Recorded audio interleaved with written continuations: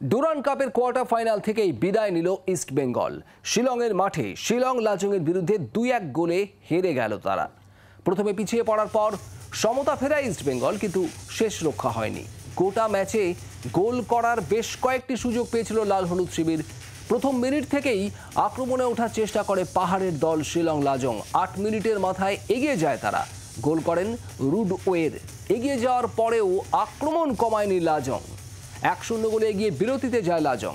দ্বিতীয়ার্ধে কয়েকটি বদল করেন ইস্টবেঙ্গলের কোচ কার্লোস কোয়াদ্রাত। 75 মিনিটের মাথায় ডান পায়ের শটে গোল করে সমতা ফেরান নন্দকুমার। 83 মিনিটের মাথায় রক্ষণের ভুলে দ্বিতীয় গোল খেতে হয় ইস্টবেঙ্গলকে। আর তারপর অনেক চেষ্টা করেও আর সমতা ফেরাতে পারেনি ইস্টবেঙ্গল। শেষ পর্যন্ত 1-2 গোলে হেরে বিদায় নিতে হলো ডুরান্ড থেকে ইস্টবেঙ্গলকে।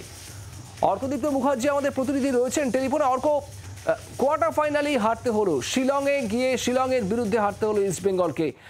খেলা থেকে ঠিক কি উঠে এলো? দেখো, হতাশাজনক পারফরমেন্স অবশ্যই করে ইস্ট বেঙ্গলের তরফ থেকে, এবং এই ফলে যেটা হলো যে ডুরান্ড কাপের একটা ডার্বি আমরা দেখেছি যুব ভারতী ক্রীড়াঙ্গনে হয়নি। যদি ইস্ট বেঙ্গল আজকে জিততো, সেমিফাইনালে উঠতো, এবং মোহনবাগানও যদি জেতে, ফাইনালে ইস্ট বেঙ্গল মোহনবাগানের দেখা হওয়ার সম্ভাবনা একটা ছিল। এবং যা গতি প্রকৃতি এখনো পর্যন্ত দেখা যাচ্ছে, এবং 3 ক্লাবের শীর্ষকর্তারা যেভাবে সাংবাদিক সম্মেলন করে বলেছেন যে সেমিফাইনাল ফাইনাল কলকাতাতে ফেরাতে তারা উদ্যোগী, সেক্ষেত্রে ফাইনাল যদি ডার্বি হতো এবং সেটা তাহলে কলকাতায় হওয়ার সম্ভাবনা ছিল, সেই সম্ভাবনাটা কিন্তু আজকে শেষ হয়ে গেল। ইস্ট বেঙ্গলের যে পারফরমেন্স, আজকে অনেকগুলো গোলের সুযোগ, যেমনটা তুমি বলছিলে একটু শুভদীপ, সুযোগ অনেকগুলোই হয়েছিল, কিন্তু এটাও বলতে হবে যে শিলং লাজং কিন্তু বেশ অনেকগুলো গোলের সুযোগ পেয়েছিল, এবং প্রথমার্ধেই তারা 2-0 গোলে এগিয়ে যেতে পারতো। একটা তাদের হেড কিন্তু বারে লেগে বেরিয়ে যায়।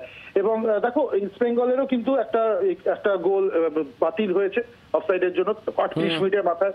তো সব মিলিয়ে একটা টান খেলা হয়েছে। তবে ইস্ট বেঙ্গলের থেকে বেটার পারফরমেন্স আশা করা হয়েছিল, কারণ দেখো ইস্ট বেঙ্গল অনেক বড় দল, অনেক ভারী নাম রয়েছে তাদের দলে। মাদি তালাল থেকে শুরু করে হিজাজি মাহের বা সাউল ক্রেসপো সকলেই কিন্তু যে খেলেছেন।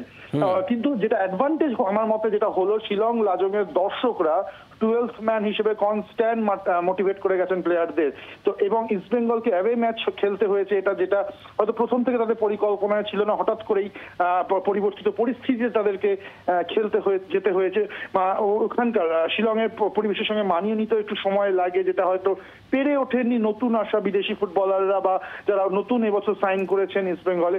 তো সব মিলিয়ে কার্লোস কোয়াদ্রাত কি বলেন সেটার দিকে যেমন আমাদের নজর থাকবে। তবে আবারও বলবো, বটম লাইন এই হারে অবশ্যই করে ইস্ট বেঙ্গল সমর্থকদের জন্য একটা খারাপ দিন। কিন্তু যে ডার্বির একটা সম্ভাবনা ছিল, যে ফাইনাল ডুরান্ড যদি ফাইনাল ডার্বি হয়, সেটা যদি কলকাতায় হওয়া অনেকটাই সম্ভাবনা রয়েছে এই মুহূর্তে, সেই ডার্বি একটা স্বাদ পাওয়া থেকে বঞ্চিত থেকে গেলেন দুই প্রধানের সমর্থকরা, যেটা কিছুদিন আগেই আমরা জানি বাতিল হয়েছিল। শুভদীপ। একেবারেই অর্কদীপ্ত, ধন্যবাদ। বাংলার আওয়াজ, বাঙালির আবেগ, জি 24 ঘন্টা।